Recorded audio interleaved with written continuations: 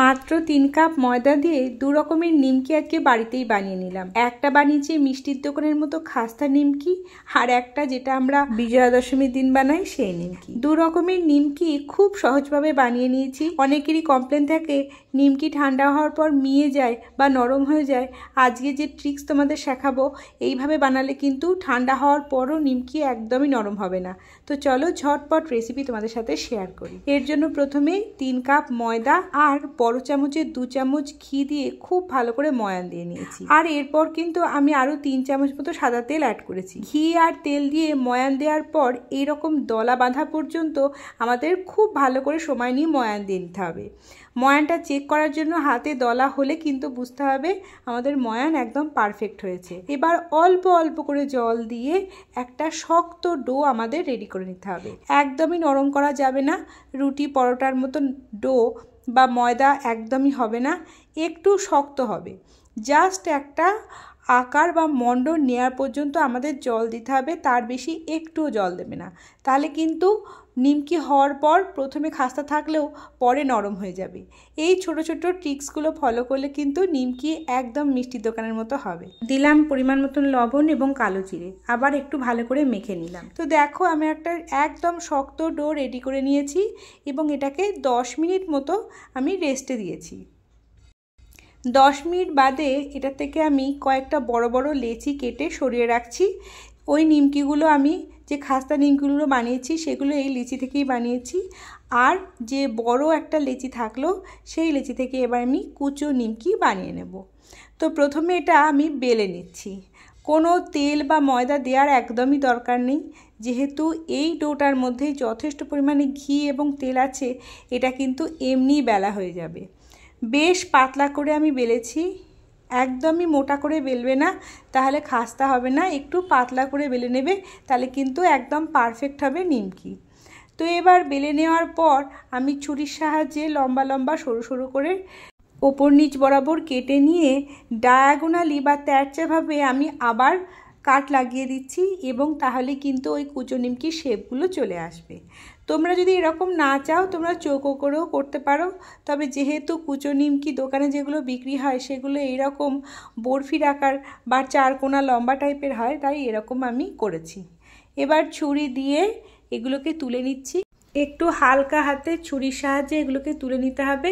আর একদমই ভয় পাবে না, একটার সাথে একটা লেগে গেলেও পরে এটা যখন তেলে দেওয়া হবে তখন এমনি কিন্তু ছেড়ে যাবে, বা আমরা ছুরির সাহায্যে এটাকে ছাড়িয়ে নিতে পারবো।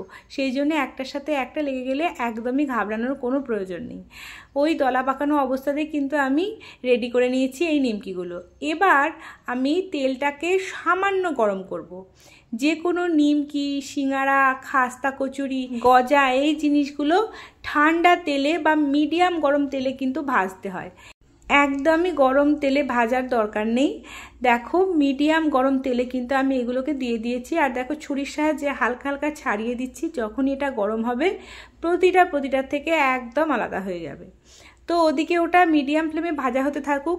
ওই নিমকিগুলো ভাজতে আমার মোটামুটি 7 থেকে 10 মিনিট মতো টাইম লেগেছে, যেহেতু মিডিয়াম ফ্লেমে ভেজেছি। তো এই মিডিয়াম ফ্লেমে কিন্তু এটা ভাজা হচ্ছে। দেখো এগুলো কিন্তু একদম আলাদা আলাদা হয়ে গেছে। অন্যদিকে চলো আমরা খাস্তা নিমকিগুলো বানিয়ে ফেলি। ছোট ছোট করে লেচি তৈরি করেছি, যেহেতু নিমকির শেপগুলো মিষ্টির দোকানে এরকম ছোট হয়, সেহেতু যে বড় লেচিটা আমি আগে বানিয়েছিলাম সেটাকে হাফ করে ছোট ছোট করে লেচি কেটে সেটাকে লুচির মতন করে বেলে নিয়েছি। এবার মাঝখানে দিলাম সাদা তেল আর গুঁড়ো শুকনো ময়দা। এবার ভাঁজ করে আবার সাদা তেল আবার গুঁড়ো ময়দা দিয়ে আরেক ভাঁজ, অর্থাৎ 3 কোনা পরোটার মতো ভাঁজ দিয়ে নিয়েছি।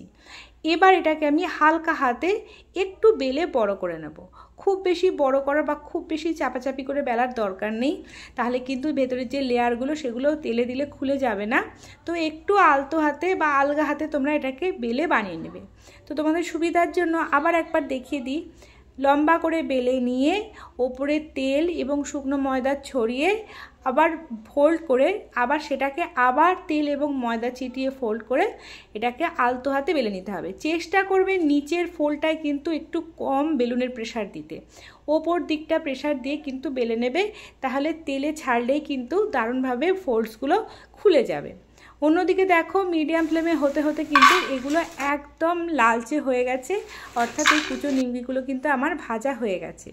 এবার আমি এটাকে তুলে নিয়েছি আর ওই তেলেই এই খাস্তা নিমকিগুলোর যে লেচিগুলো আমরা বানিয়েছিলাম সেটাকে দিয়ে দিচ্ছি। এটাও কিন্তু মিডিয়াম ফ্লেমে আমি ভেজে নেব, একদমই ফ্লেম হাই করব না, মিডিয়াম থেকে লো ফ্লেমে কিন্তু আমাদের এই নিমকি বা খাস্তা নিমকিটা ভেজে নিতে হবে। এবার এক পিঠ হয়ে গেলে আরেক পিঠ উল্টে দিলাম। দেখো আমার এই কুচো নিমকিগুলোর কিন্তু কালারটা একদম পারফেক্ট এসছে আর ভীষণ ক্রাঞ্চি হয়েছে, দুর্দান্ত খেতে হয়েছে। আর এই রকম নিমকি বানিয়ে 15 দিনের বেশিও কিন্তু স্টোর করে রাখা যায়। অন্যদিকে দেখো খাস্তা নিমকির কালারটাও কিন্তু দুর্দান্ত চলে এসছে। আমার নিমকিগুলো কিন্তু রেডি হয়ে গেছে আর ফোল্ডসগুলোও দেখো খুব সুন্দরভাবে কিন্তু ফুলে গিয়ে ভেতর পর্যন্ত তেল ঢুকে ভালো রকম ভাজা হয়েছে। এবার এক ব্যাচ তুলে নেওয়ার পর আমি আরেক ব্যাচের যে নিমকিগুলো সেগুলো দিয়ে দিলাম। তো দেখো দু রকমের নিমকি কিন্তু আমার রেডি আর ভীষণ ক্রিস্পি এবং ক্রাঞ্চি হয়েছে। এখন বাচ্চারা বাইরে বেরোলেই কুরকুরে বা বিঙ্গো এই ধরনের জিনিসগুলো চায়, তো তোমরা যদি বাড়িতে এরকম নিমকি বানিয়ে রাখো, আমরা তেলটাও কি ব্যবহার করছি জানি আর ফ্রেশ তেল দিয়ে যেহেতু বানাচ্ছি সেহেতু বাইরের চিপস কুরকুরের থেকে এটা যথেষ্ট হেলদি। তোমরা বানিয়ে স্টোর করে রেখে বাচ্চাদের স্ন্যাক্সের টাইমে অবশ্যই দিতে পারো, স্কুলের টিফিনেও দিতে পারো। আর আমাদের বড়দের চায়ের সাথে তো এই নিমকি অনবদ্য লাগে, তো অবশ্যই বানিও। এই রেসিপি দেখে ঠান্ডা হওয়ার পরও ভীষণ ক্রিস্পি থাকে। যে টিপসগুলো আমি দিলাম ওইগুলো ফলো করে বানিও। ময়দা মাখার সময় অবশ্যই ঘি ব্যবহার করো, ঘি ব্যবহার করলে খাস্তা ব্যাপারটাও আসে আর দারুণ একটা সুন্দর গন্ধও হয়। আশা করি আমি সব রকম টিপস তোমাদের দিলাম। আর দেখো নিমকিগুলো কতটা খাস্তা হয়েছে। আমার এই রেসিপি দেখে বাড়িতে বানালে কেমন হলো অবশ্যই কমেন্টে জানিও। আজকের মতো আসি, টাটা।